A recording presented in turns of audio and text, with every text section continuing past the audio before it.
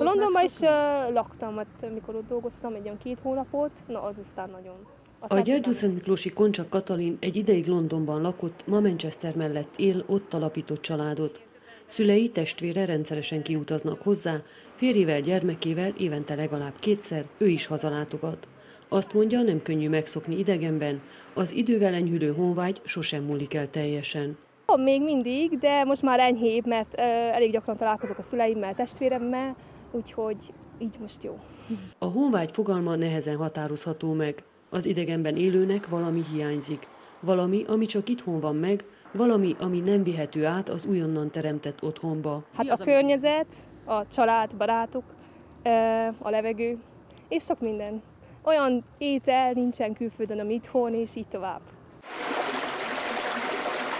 Számukra a Békényparti kisvárosból elszármazottak számára szervezi Gyergyószentmiklós önkormányzata július 26 és 29-e között az első gyergyószentmiklósiak találkozóját. Ugyanakkor az elszármazott és az itthon élők közötti kapocs szerepét tölti majd be a készülő gyergyóiak regisztere.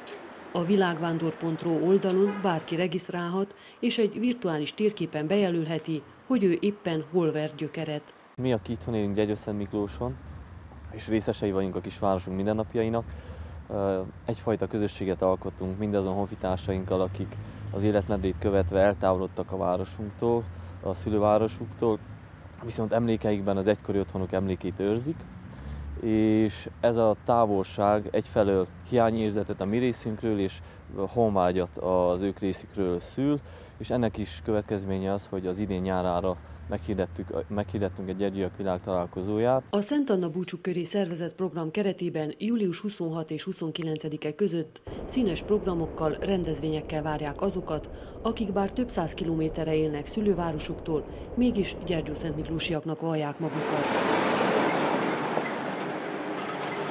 Székelyföld negyedik legnagyobb városa, Gyergyószentmiklós, bár nem fejlődött látványosan az elmúlt évtizedekben, mégis valami különleges erővel köti magához szülöttjeit. Sok fiatal az egyetem elvégzése után hazatér, és a hosszú teleírő híres városban alapít családot, tervez jövőt. Ők szeretik a néha unalmas, néha kopott, de fenséges környezetben fekvő városkát. Fontosabb a szép tájaink és a kedves vendégszerető emberek, és ez nagyban összefüggésben van a földrajzi elhelyezkedéssel, ugyanis a Székelyföld földrajzilag körülhatárolt székekből tevődik össze, és ilyen Gyergyószentmiklós is. És ez az emberek viselkedésére, természetére is kihatással van. Itt nagyon sokat van hideg, és az emberek régebb is egymásra voltak utalva, és én ezzel is magyarázom azt, hogy összetartanak, figyelnek egymásra. Hát én azt szeretem, hogy azután minden második ember visszaköszön, hogy ismerem a helyi kicsi történeteket, hogy elmegyek egy épületet emellett, akkor ismerem a sztoriát annak az épületnek. Hogy bele lehet kapcsolódni, mert kisváros, mindenki ismer mindenkit. Hogyha szívügyének érzi az ember a közösségi munkát adott esetben, akkor önkénteskedhet bárhol. Aki tájképfotós, az nem fotós. Tehát az csak megörökíti azokat a szép pillanatokat, amit lát. Lovász Árpád grafikus is szerelmese a gyergyói tájnak. Saját kedvtelésére fényképezi a hegyeket, a hóhullást, fákat és kis parasztházakat, a város főterének épületeit. Szeretné szépnek látni és szépnek mutatni azt, amit a hétköznapok szürkeségében a megszokás hatására nem vesznek észre az emberek. Pedig, állítja, számtalan mesebeli hely tárul a szemlélő elé Gyergyószentmiklós környékén.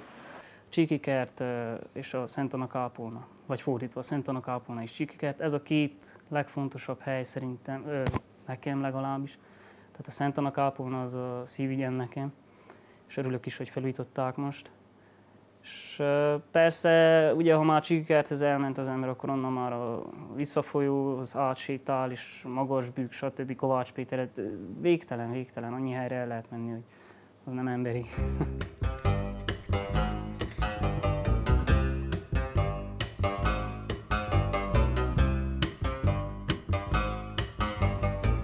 Nem csak a fotós kedvenc helye a Szent Anna kápolna. a Gyergyószent Miklós felett 1087 méteren fekvő 4 karéos kápolna a medence kedvelt búcsújáró helye, de sokan hetente kisétálnak pihenni, elmélkedni vagy csak csodálni a gyönyörű panorámát.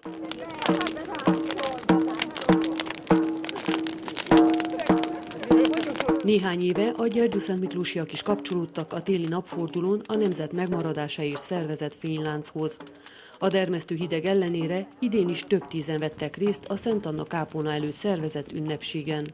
Téli napfordulót ünneplünk, ez volt az évnek a leghosszabb éjszakája és a legrövidebb nappala, ettől arra a nappalok nyúlnak, az éjszakák rövidülnek, és ezt ünnepeljük egy szertűzzel. Hosszabbak lesznek a nappalok, elmúlik a fogcsikorgató hideg. A kápolnák körüli mező tel is tele lesz világgal, madárcsicsergéssel.